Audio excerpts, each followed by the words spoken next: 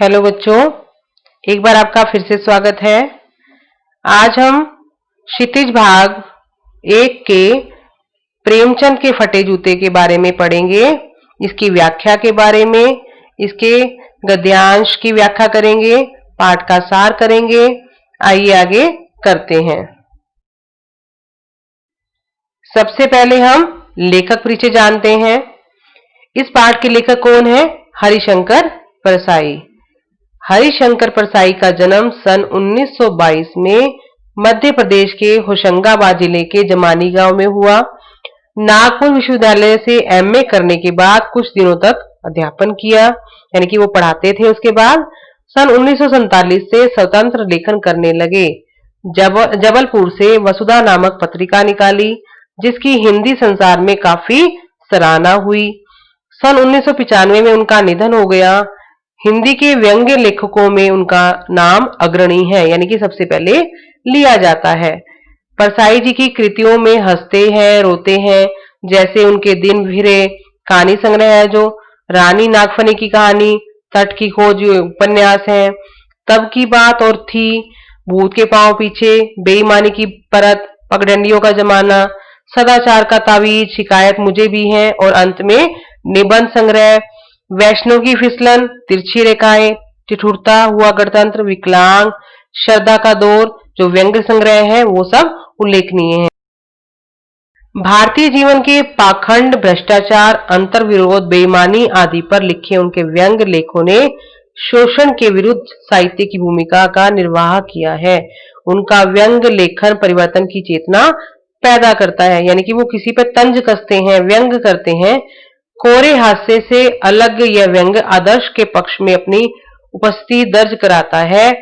सामाजिक, राजनैतिक और धार्मिक पाखंड पर लिखे उनके व्यंग्यों ने व्यंग्य साहित्य के मानकों का निर्माण किया।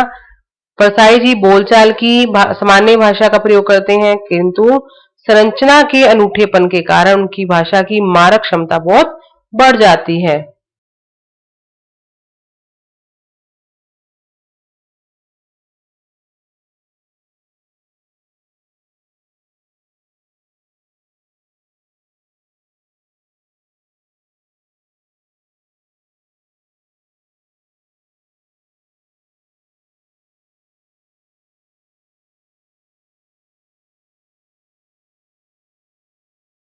आइए पाठ के बारे में जानेंगे कि पाठ में क्या क्या दिया हुआ है। प्रेमचंद के फटे जो जूते हैं शीर्षक निबंध में परसाई जी ने प्रेमचंद के व्यक्तित्व की सादगी के साथ एक रचनाकार की अंतर्भेदी सामाजिक दृष्टि का विवेचन करते हुए आज की दिखावे की प्रवृत्ति एवं अवसरवादिता पर व्यंग्य किया है। यानी कि इस पाठ में प्रेमचंद की जो सादगी वाला जीवन था उसके बारे में बताया है, और ये बताया है कि लोग दिखावा करते हैं आज के जमाने में, और अवसरवादिता मतलब अवसर देखकर काम करते हैं, लेकिन प्रेमचंद जी उससे अलग थे। उनके व्यक्तित्व के बारे में इस पाठ में हम पढ़ेंगे। प्रेमचंद का एक चित्र मेरे सामने है। पत्नी के साथ फोटो खिंचा रहे हैं। सिर पर किसी मोटे कपड़े की टोपी, कुर्ता और धोती पहने हैं। कनपटी चिपकी है, गालों की हड्डियां उभर आई हैं, पर घनी मूछें चेहरे को भरा भरा बतलाती हैं। इसमें प्रेमचंद के बारे में हरिशंकर जी कह रहे हैं, उनका एक चित्र उनके सामने उभर कर आ रहा है। उनके व्यक्तित्व के बारे में, वेशभूषा के बारे में बता रहे हैं। पांवों में कैनवस के जूते हैं, जिनके बंद बेहतरीन बंधे हैं, यानी कि वो जो उनके लेसेस अच्छे से बंधे नहीं हुए। लापरवाही से उपयोग करने पर बंद के सिरों पर की लोहे की पतरी निकल जाती है, यानी कि लेसिस पर जो एक लोहे की पत्ती लगी होती है बांधने के लिए, वो भी निकली हुई थी। और छेदों में बंद डालने में परेशानी होती है, तब बंद कैसे भी कस लिए जाते हैं। बच्चों, इनमें से एक गद्यांश ये बनकर आता है। इनमें हम कुछ प्रश्न निकाल सकते हैं, जो छोटे छोटे प्रश्न होते हैं। आइए हम उनके बारे में जानते हैं कि लेखक के सामने किसका चित्र है, यानी कि किसके बारे में बात कर रहे हैं लेखक। यहाँ पे लेखक किसकी बात कर रहे हैं? कहानीकार जो थे हमारे मुंशी प्रेमचंद के बारे में, और उनकी जो वेशभूषा का वर्णन किया है वो हमने बताना है। जो भी दिया हुआ है कि उनकी वेशभूषा बहुत सादगी वाली थी। उनके सिर पर जो मोटे कपड़े की टोपी है, उनका जो धोती कुर्ता है उन्होंने पहना हुआ है, उनके पाँव में कैनवस के जूते हैं और जो लापरवाही से बांधे हुए दिखाई दे रहे हैं। उसके बाद जूतों के बंद को बेतरतीब से क्यों बांध लिया गया है, यानी कि लेखक एक प्रश्न कर रहा है कि उन्होंने जो बंद यानी कि जो उनके लेसिस हैं, तस्मे हैं, वो बेतरतीब यानी कि बेढंग ढंग से क्यों बांधे हैं। तो लेखक यहाँ कहना चाह रहे हैं कि जो चित्र में उनके दिख रहे जो व्यक्ति है वो अपने जूतों को अजीब ढंग से बांध रहा है। क्यों बांधा? क्योंकि जूते और बंद को लापरवाही से प्रयोग किया जाता है, यानी कि उनको इतनी भी नहीं थी प्रेमचंद जी को कि इन चीजों को अपने ढंग से बांधना है, यानी कि उनको दिखावा नहीं करना था कि सारे कहेंगे नहीं सुंदर लग रहा है। उनको जैसे बांधना था वो वैसे बांधते थे। और जो बांधने के कारण जो उसकी लोहे की पतरी थी वो निकल जाती है और इससे जूतों में बने छेदों में बंद डालने में परेशानी होती है, यानी कि जो तस्मे होते हैं, लेसिस होते हैं, उन छेदों से निकाल कर बांधे जाते हैं। उससे पतरी निकलने से वो जो बंद है वो लेसिस है वो बांधने में परेशानी आ रही थी। और इसके बाद एक प्रश्न हम और निकाल सकते हैं कि चित्र के आधार पर व्यक्ति की जो विशेषताएं हैं, स्वाभाविक विशेषताएं हैं, वो उनका हमने वर्णन करना है कि वो कैसे दिखते हैं, कैसे हैं एक्चुअल में। तो उसके बारे में कह सकते हैं कि जो व्यक्ति चित्र में दिखाई देता है वो सादा जीवन उच्च विचार का अनुकरण करने वाला व्यक्ति है, यानी उसे सादगी पसंद है और वो गांधी जी के सिद्धांतों का समर्थक है, यानी कि गांधी जी के सिद्धांतों को मानते हैं। क्योंकि जो प्रेमचंद जी थे वो बहुत प्रसिद्ध कहानीकार थे, उपन्यासकार थे। वो हमेशा गांधी जी की सिद्धांतों का, नियमों का पालन करते थे। उसके बाद देखेंगे, दाहिने पांव का जूता ठीक है मगर बाएं जूते में बड़ा छेद हो गया है जिसमें से अंगुली बाहर निकल आई है। मेरी दृष्टि इस जूते पर अटक गई है। सोचता हूँ फोटो खिंचाने की अगर यह पोशाक है तो पहनने की कैसी होगी। नहीं, इस आदमी की अलग अलग पोशाकें नहीं होंगी, इसमें पोशाकें बदलने का गुण नहीं है, यह जैसा है वैसा ही फोटो में खिंच जाता है। इसमें जो लेखक हैं वो सोच रहे हैं कि जो व्यक्ति फटी हुई चीजें डालकर फोटो खिंचवाता है वो वास्तविक जीवन में कैसी पोशाकें, कैसे कपड़े डालता होगा। यानी कि वो अपने आप से प्रश्न कर रहा है कि उसमें पोशाकें बदलने का कोई गुण नहीं होगा, यानी कि वो जैसे हैं वो हमेशा वैसे ही रहते हैं। ये नहीं कि कपड़े रूटीन की लाइफ में, दैनिक जीवन में वो अलग डालते होंगे, फोटो के लिए अलग डालते होंगे, जैसे हम लोग करते हैं कि जब हमें फोटो खिंचवानी होती है तो हम अच्छे से बनते हैं। लेकिन प्रेमचंद जी को देखकर ऐसा नहीं लगता। तो इसके भी प्रश्न निकल सकते हैं कि लेखक की दृष्टि जूते पर क्यों अटक गई है। तो क्योंकि लेखक की जो जो दृष्टि है वो जूते पर इसलिए अटक गई है क्योंकि जो चित्र में व्यक्ति है उसने जो जूते पहन रखे हैं उनकी जो स्थिति थी वो बहुत ही अच्छी नहीं थी। उनके जो दाहिने पैर का जूता तो ठीक है पर बाएं जूते में बड़ा सा छेद हो गया है जिससे व्यक्ति के पैर की उंगली दिखाई दे रही है, इसलिए जो लेखक की दृष्टि है उस पर पड़ जाती है और वो अटक कर रह जाती है। अगला प्रश्न होगा, चित्र में व्यक्ति की पोशाक देखकर लेखक क्या सोचने पर विवश हो गया। तो आ सकता है कि चित्र में व्यक्ति की जो फटी पोशाक को देखकर जो लेखक है वो सोचने लगता है कि इस व्यक्ति की आर्थिक स्थिति अच्छी नहीं है, इसलिए इस व्यक्ति ने यही कपड़े डाले होंगे क्योंकि उसके पास कोई और पोशाक नहीं होगी, उसके पास दोनों घर और बाहर डालने के लिए कोई कपड़े नहीं होंगे। उसने दोनों जगहों पर, घर बाहर जो कपड़े हैं वो दोनों में वही प्रयुक्त करता है और उसको शायद वो ये सोचता है शायद इसको दिखावा पसंद नहीं होगा, यानी कि वो हर स्थिति सोचने की कोशिश करता है। अगला प्रश्न आ सकता है, यह जैसा है वैसा ही फोटो में खिंच जाता है, ऐसा लेखक ने क्यों कहा है, ऐसी बात लेखक ने क्यों कही है। तो लेखक इसलिए कह रहा है क्योंकि जो हम सामान्यतः हम जो व्यक्ति होते हैं फोटो में अधिक से अधिक सुंदर दिखने की कोशिश करते हैं और अच्छे कपड़े पहनते हैं तभी फोटो खिंचवाते हैं, लेकिन जो व्यक्ति है उसने ऐसा कुछ नहीं किया है, वो जैसा था वैसा ही फोटो खिंचाने के लिए आ गया है।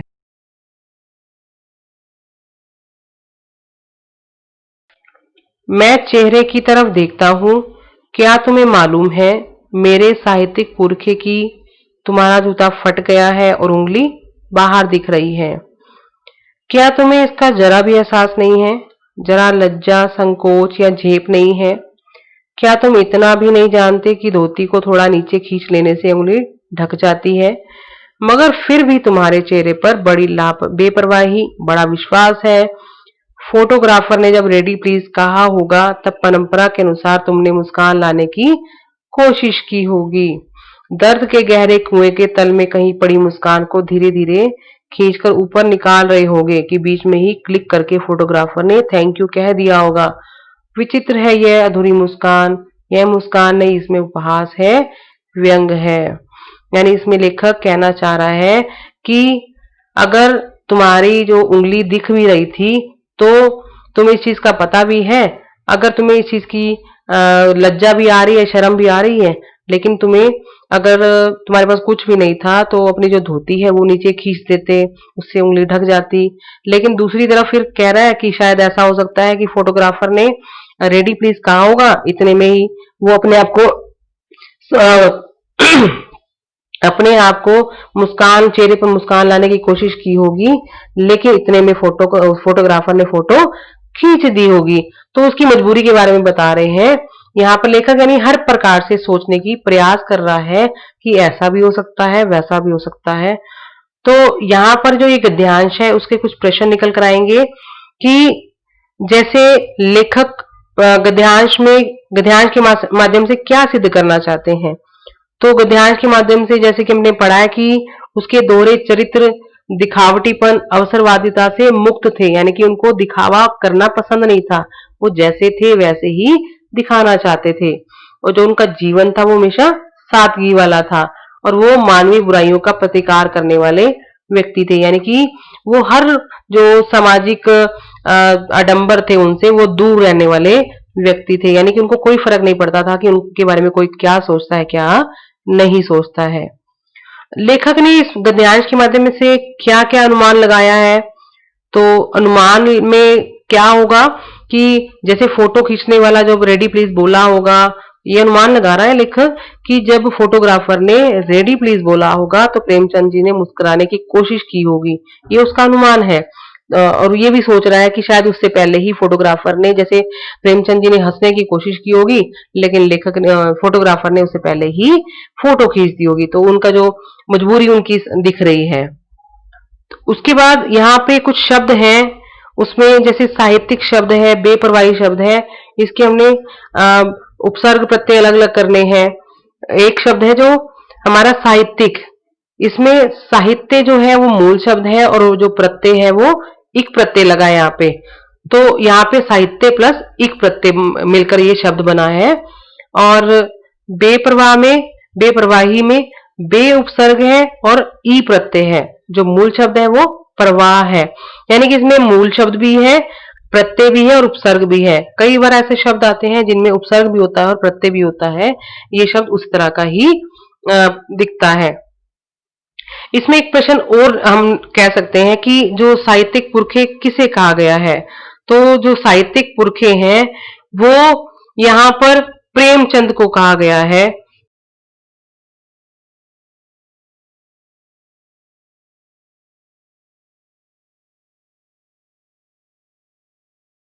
यह कैसा आदमी है जो खुद तो फटे जूते पहने फोटो खिंचा रहा है पर किसी पर हंस भी रहा है, यानी कि किसे व्यंग कर रहे हैं इसमें।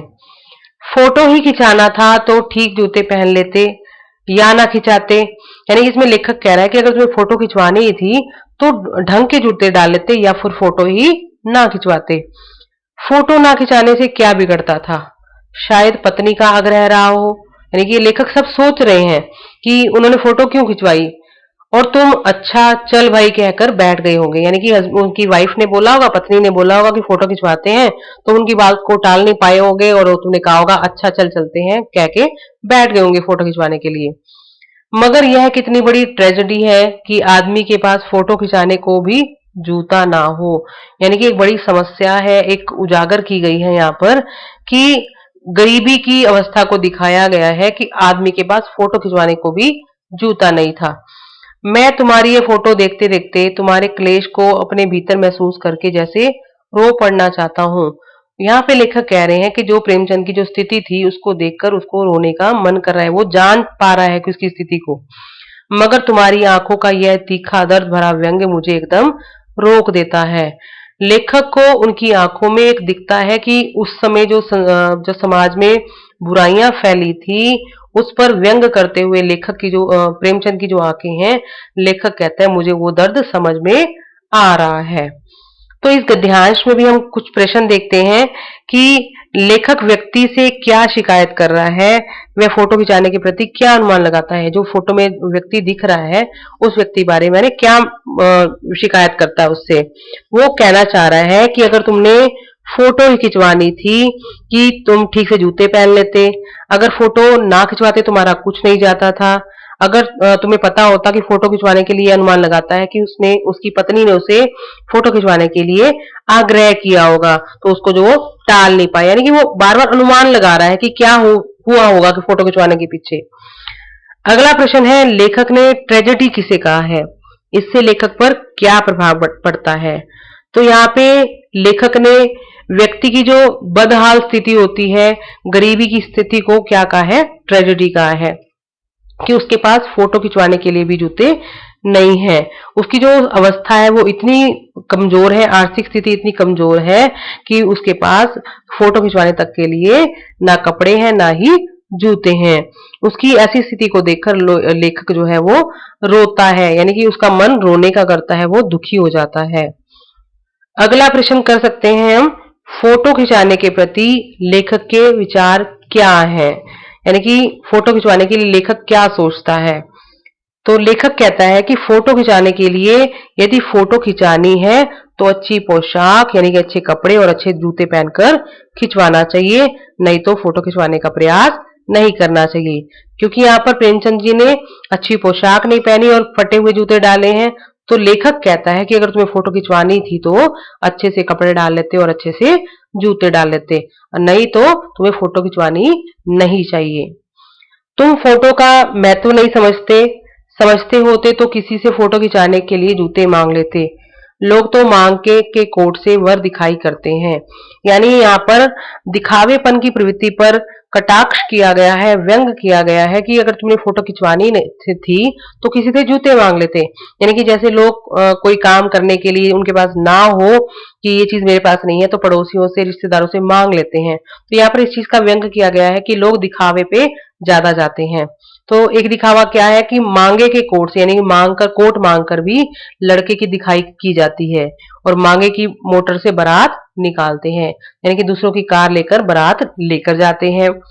फोटो खिंचाने के लिए तो बीवी तक मांग ली जाती है, ये भी एक बड़ा व्यंग किया गया है कि अपने आप को अच्छा दिखाने के लिए कई लोग ऐसे होते हैं कि दूसरे की बीवी को भी अपने साथ खड़ा करके बीवी के रूप में उससे फोटो खिंचवा लेते हैं उसके साथ।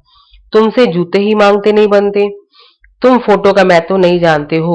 लोग तो इत्र चुपड़ कर फोटो खिंचाते हैं जिससे फोटो में खुशबू आ जाए, गंदे से गंदे आदमी की फोटो भी खुशबू देती है।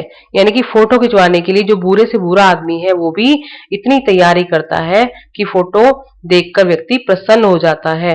तो लेखक उस पे कह रहा है कि तुम्हें फोटो खिंचवानी थी तो किसी से कुछ जूते मांग लेते। टोपी 8 आने में मिल जाती है और जूते उस जमाने में भी 5 रुपए से कम में क्या मिलते होंगे। जूते हमेशा टोपी से कीमती रहा है, अब तो जूते की कीमत और बढ़ गई है और एक जूते पर 2500 टोपियां न्यौछावर होती हैं। तुम भी जूते और टोपी के अनुपातिक मूल्य के मारे हुए थे। यह विडंबना मुझे इतनी तीव्रता से पहले कभी नहीं चुभी। जब मैं तुम्हारा फटा जूता देख रहा हूँ तो महान कथाकार, उपन्यास सम्राट, युग प्रवर्तक जाने क्या क्या कहलाते थे, मगर फोटो में भी तुम्हारा जूता फटा हुआ है। तो यहाँ पर जो लेखक हैं मुंशी प्रेमचंद के बारे में कह रहे हैं कि तुम इतने प्रसिद्ध थे उसके बाद भी तुमने नए जूते नहीं खरीदे। वो कह रहे हैं कि एक जूते पर 2500 जो टोपियां वो निछावर होती हैं, यानी कि कितनी टोपियां आ सकती हैं, लेकिन तुम भी जूते और टोपी के अनुपातिक मूल्य पर के मारे हुए थे, यानी कि तुमने नए जूते नहीं खरीदे। तो यहाँ पर लेखक जो है वो एक बार तो व्यंग भी करता है और दूसरी तरफ जब प्रेमचंद जी की स्थिति को देखता है तो अपने आप से एक प्रश्न करता है कि इतने महान जो साहित्यकार थे उपन्यासकार थे वो इतने गरीबी की अवस्था में थे कि उनके पास जूते खरीदने के लिए भी पैसे नहीं थे। इस गद्यांश में हम क्या क्या प्रश्न ला सकते हैं कि लेखक टोपी और जूते के मूल्यों की तुलना क्यों करता है, किस प्रकार करता है। जो लेखक है टोपी और जूते की तुलना करते हुए क्या कहता है कि टोपी 8 आने की मिल जाती है जबकि जूते उस समय 5 रुपए से कम नहीं मिलते होंगे। यानी कि जूते की कीमत जो है वो ज्यादा थी, पहले भी ज्यादा थी और आज भी जो है वो इतनी बढ़ चुकी है कि उस कीमत में 20 टोपी आसानी से खरीदी जा सकती हैं। लेखक किस विडंबना को देखकर दुखी है। लेखक क्या कहता है इसमें कि जो टोपी है वो चाहे कितनी कीमत की हो, लोग उसे फिर भी सिर पर डाल देते हैं, यानी कि सिर पर रखते हैं, कम कीमत के फिर भी उसको सिर पर रखते हैं। जबकि कीमती से कीमती जो जूता है तो जो कीमती चीज होती है उसको पैरों में डालते हैं, फिर भी जूते की कीमत टोपी से कभी कम नहीं हुई। यानी कि जो पैरों की चीज है वो हमेशा से मूल्यवान रही है, लेकिन जो टोपी है वो सस्ती होती है, वो हमेशा सिर पर रहती है।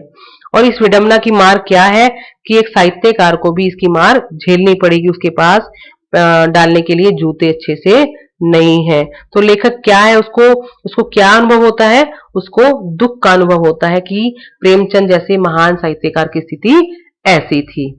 जो अगला प्रश्न है, लेखक ने गद्यांश में प्रेमचंद के किस किस नाम की चर्चा की है। लेखक ने उनको क्या क्या कहा है, उनको महान कथाकार कहा है, उपन्यास सम्राट कहा है और युग प्रवर्तक यानी कि युग को बदलने वाले।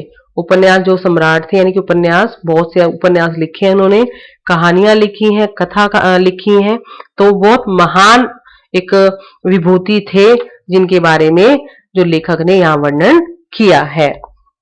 मेरा जूता भी कोई अच्छा नहीं है, यो ऊपर से अच्छा दिखता है, अंगुली बाहर नहीं निकलती, पर अंगूठे के नीचे तला फट गया है, अंगूठा जमीन से घिसता है और पैनी मिट्टी पर कभी रगड़ खाकर लहूलुहान भी हो जाता है। पूरा तला गिर जाएगा, पूरा पंजा छिल जाएगा, मगर उंगली बाहर नहीं दिखेगी। तुम्हारी उंगली दिखती है पर पांव सुरक्षित है, मेरी उंगली ढकी है पर पंजा नीचे घिस रहा है। तुम पर्दे का महत्व ही नहीं जानते, हम पर्दे पर कुर्बान हो रहे हैं। लेखक यहाँ पर अपने आप को एक व्यंग में रखता है। लेखक कहता है कि तुम्हारी और मेरी स्थिति लगभग एक जैसी है, लेकिन मैं दिखावे पर मरता हूँ। लेखक कहता है मेरा जो जूता है वो भी फटा है, लेकिन मैं दिखावे के कारण उंगली को बाहर नहीं आने देता, और वो जो पंजा है वो नीचे चलते हुए घिसता है और कई बार रक्त भी आ जाता है, खून भी आ जाता है। लेकिन वो प्रेमचंद को कहता है कि तुमने ऐसी कोई स्थिति को नहीं देखा, तुम हमेशा अगर उंगली दिख रही है तुम्हें कोई शर्म नहीं आती, लेकिन मैंने उंगली को छिपाने के लिए अपने जो तले को वो भी घिस लिया है। वो कहता है कि तुम पर्दे का महत्व नहीं जानते हो, हम पर्दे पर कुर्बान हो रहे हैं। यानी कि हम दिखावे पर कुर्बान हो रहे हैं कि लोग दिखावा ज्यादा करते हैं, लेकिन तुम पर्दे को नहीं समझते हो, यानी कि तुम दिखावा नहीं करते हो। ये जो प्रश्न है वो अभ्यास में भी बहुत इंपॉर्टेंट है, बहुत महत्वपूर्ण प्रश्न है, ये आपको अच्छे से समझना है।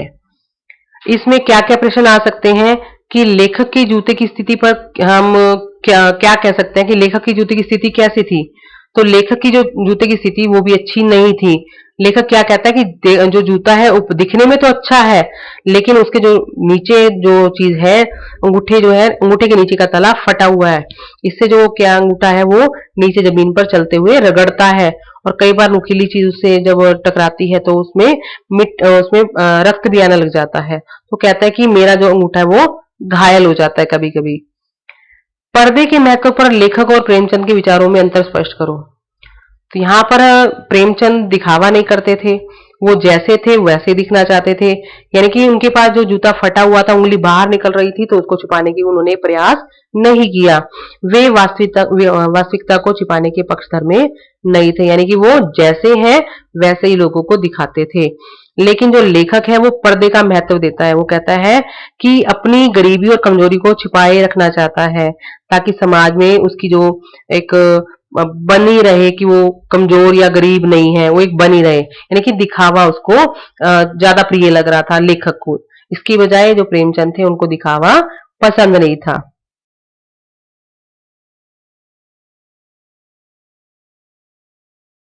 तुम फटा जूता बड़े ठाठ से पहने हो, मैं ऐसे नहीं पहन सकता। फोटो तो जिंदगी भर इस तरह नहीं खिंचाऊं, चाहे कोई जीवनी बिना फोटो की छाप दे। लेखक कहता है कि मुझे बिना फोटो के अपनी जो जीवनी है वो लिखने को तैयार हूं, लेकिन ऐसी स्थिति में फोटो खिंचवाने के लिए तैयार बिल्कुल नहीं हूं। तुम्हारी यह व्यंग्य मुस्कान मेरे हौसले पस्त कर देती है। क्या मतलब है इसका? कौन सी मुस्कान है ये? क्या होरी का गोदान हो गया? क्या पूस की रात में नील गाय हल्कू का खेत चर गई? क्या सुजान भगत का लड़का मर गया क्योंकि डॉक्टर क्लब छोड़कर नहीं आ सकते?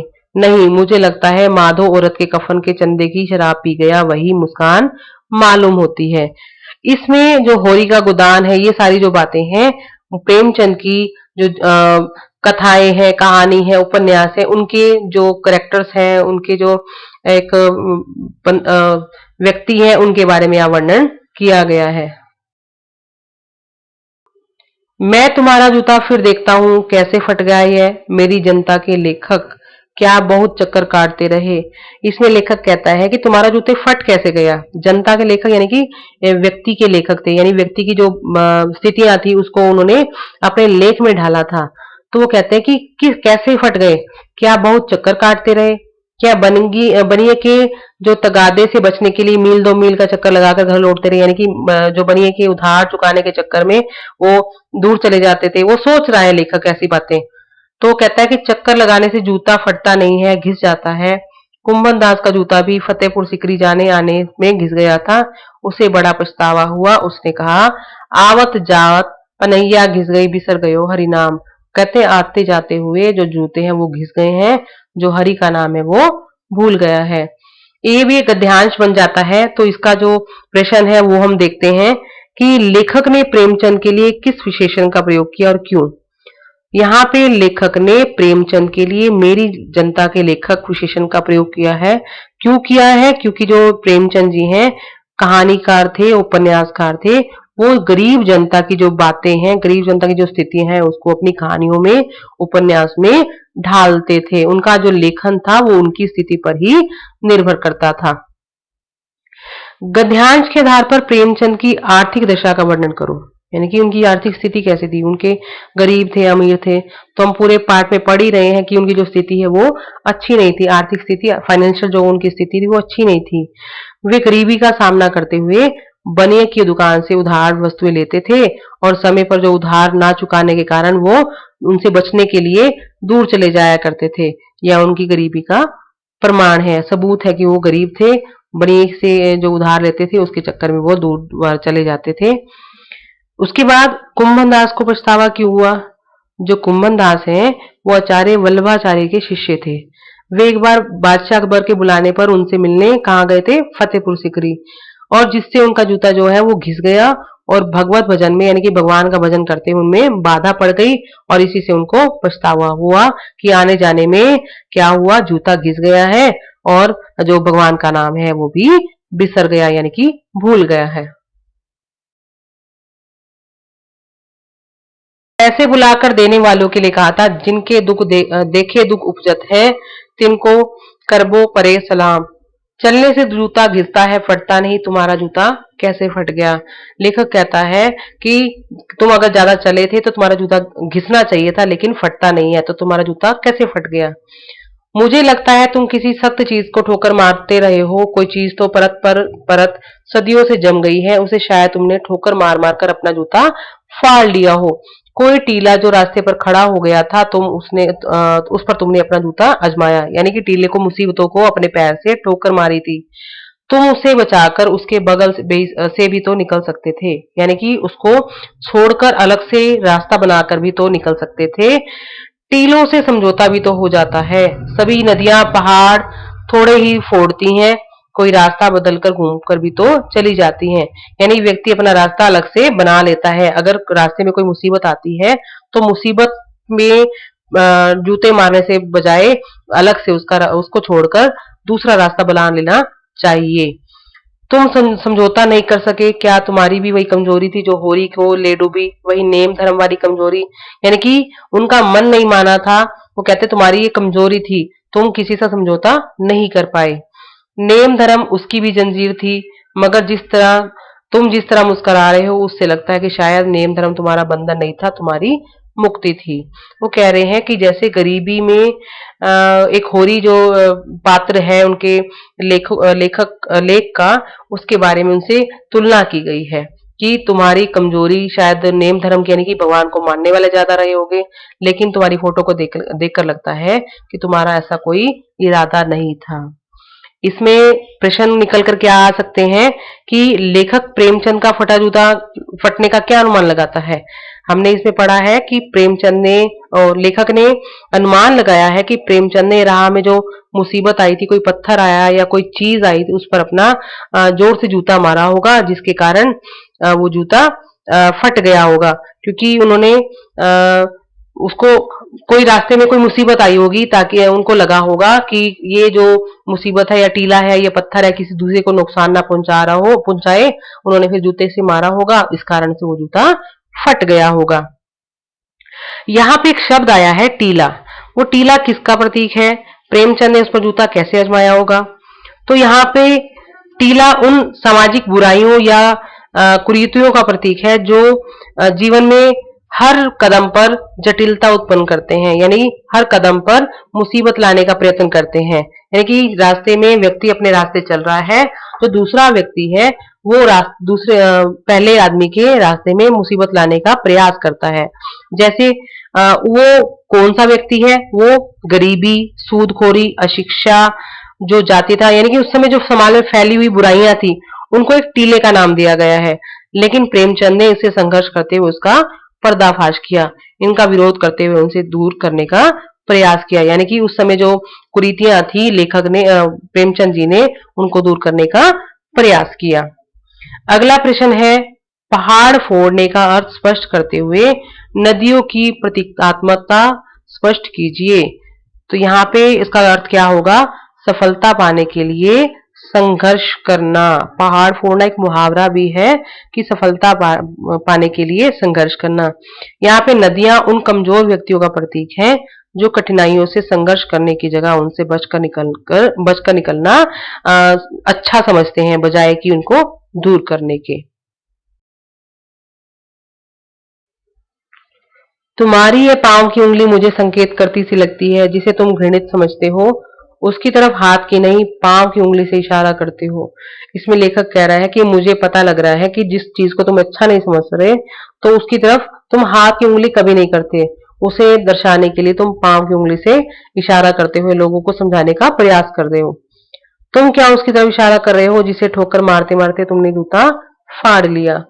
मैं समझता हूँ, तुम्हारी उंगली का इशारा भी समझता हूँ, यह व्यंग्य मुस्कान भी समझता हूँ। यानी लेखक कह रहा है कि मैं तुम्हारी स्थिति से अवगत हूँ और तुम्हारे इशारे को समझ पा रहा हूँ। तुम मुझ पर या हम सभी पर हंस रहे हो, उन पर जो उंगली छिपाए और तलुआ घिसाए चल रहे हैं, यानी कि जो दिखावा कर रहे हैं। करें उंगली छिपाए और तलुआ घिसाए, यानी कि नीचे से जूता फटा हुआ है और ऊपर से उसको छिपा कर चल रहे हैं, यानी कि दिखावा कर रहे हैं। उन पर जो टीले को बकरा कर बाजू से निकल रहे हैं, यानी कि टीले को देखकर भी उससे रास्ता बदल रहे हैं। तुम कह रहे हो मैंने तो ठोकर मार मार कर जूता फाड़ लिया, उंगली बाहर निकल आई पर पांव बचा रहा और मैं चलता रहा। मगर तुम उंगली को ढांकने की चिंता में तलवे का नाश कर रहे हो, तुम चलोगे कैसे? यानी कि जो वास्तविक स्थिति है उससे तुम लड़ पड़े हो, तुम चलोगे कैसे? मैं समझता हूँ, तुम्हारे फटे जूते की बात समझता हूँ, उंगली का इशारा समझता हूँ, तुम्हारी व्यंग्य मुस्कान समझता हूँ। लेखक इसमें प्रेमचंद की स्थिति को कहता है कि तुम्हारे जो फोटो के द्वारा तुम व्यंग करना चाह रहे हो, मैं उस स्थिति को समझ पा रहा हूँ। इस गद्यांश में हम कुछ प्रश्न देखते हैं कि लेखक के अनुसार प्रेमचंद किन पर हंस रहे हैं। लेखक के अनुसार प्रेमचंद उन पर हंस रहे हैं कि जो अपनी कमजोरियों को दूसरों के सामने प्रकट नहीं करते हैं और अंदर से अंदर परेशान होते रहते हैं। इसके बाद जो जीवन में आने वाली मुसीबतें हैं उसे संघर्ष ना करके उनसे रास्ता बदलकर उनसे मुंह फेरकर आगे चलते हैं, और लेखक को ऐसा लग रहा है कि प्रेमचंद उन पर मुस्कुरा रहे हैं। प्रेमचंद के मुस्कुराने में लेखक को क्या व्यंग नजर आता है? जो प्रेमचंद हैं उनको उनके मुस्कुराने में लेखक को ऐसा लगता है कि मानो प्रेमचंद उनसे कह रहे हो कि मैंने चट्टानों से टकराकर भले ही अपना जूता फाड़ लिया हो, पर मेरे पैर तो सुरक्षित हैं। यानी कि मैंने जूता फाड़ लिया, ऊपरी जो आवरण है वो फट गया हो चाहे, लेकिन मैं अंदर से तो सुरक्षित हूँ। चट्टानों से बचकर निकलने वालों, तुम्हारा जूता तो ठीक है, पर तल में घिसने के कारण तुम्हारा पैर सुरक्षित नहीं है, और जो तुम्हारा पंजा है वो लहूलुहान हो गया। यानी कि तुम दिखावा तो कर रहे हो, लेकिन तुम अंदर से कमजोर हो, अपने आप को स्ट्रॉन्ग यानी समृद्ध नहीं बना पाए हो। तो एक और अगला प्रश्न आ सकता है कि जो प्रेमचंद है, प्रेमचंद को किनके चलने की चिंता सता रही है।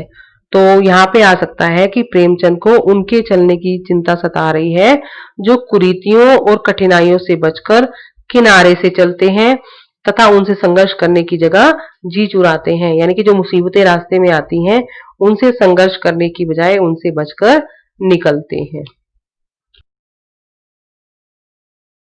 उम्मीद है आपको पाठ का सार, गद्यांश सहित जो प्रश्न उत्तर है वो आपको समझ आ गए होंगे।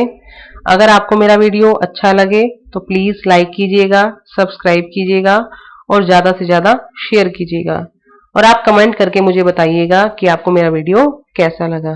धन्यवाद।